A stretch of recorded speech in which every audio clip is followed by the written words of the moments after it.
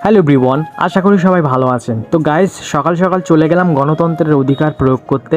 এবছর যেহেতু আমার ডিউটি ছিল না, এই জন্য ভাবলাম যে সকাল সকাল ভোটটা দিয়ে আসি। তো এত সকালে গিয়েও দেখি বেশ কিছু লোক আছে লাইনে দাঁড়িয়ে। তারপরে আমি ভোট দিয়ে আমি চলে আসলাম দোকানে। আর দোকানে আমি 1-2 ঘন্টা বসেছিলাম। তারপরে দেখি আকাশে প্রচন্ড মেঘ করেছে, আর আকাশের মেঘ দেখে আমি সোজা বাড়ি চলে আসি। কারণ আমার ছাদের কার্নিশে কিন্তু প্রচুর গাছ রয়েছে, যেগুলো রেলিং কিন্তু এখনো লাগানো হয়নি। তো একটুখানি ঝড়েই কিন্তু গাছ সব পড়ে যাবে, কারণ এর আগে কিন্তু অনেক গাছ পড়ে টপগুলো ভেঙেছে। তো নিজে সাজিয়ে গাছগুলো আমি একটা সেলফি নিচ্ছিলাম, অনেক সুন্দর লাগছিল এক জায়গায় রেখে।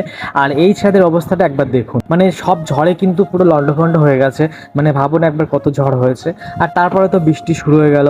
তো বৃষ্টি মোটামুটি হয়েছিল, আর বৃষ্টি থামার পরে আমি এসে কিন্তু গাছগুলো সব তুলে দিয়ে সোজা করে দিচ্ছিলাম। তো ভাবুন একবার, এই যে বড় বড় গামলায় যে গাছগুলো দেখতে পাচ্ছেন, এইগুলো কিন্তু ঝড়ে পুরো উল্টে গেছে। তো ঝড়ের সময় আপনারা কি প্রস্তুতি নেন আপনাদের ছাদ বাগানের জন্য, কমেন্ট করে জানাবেন।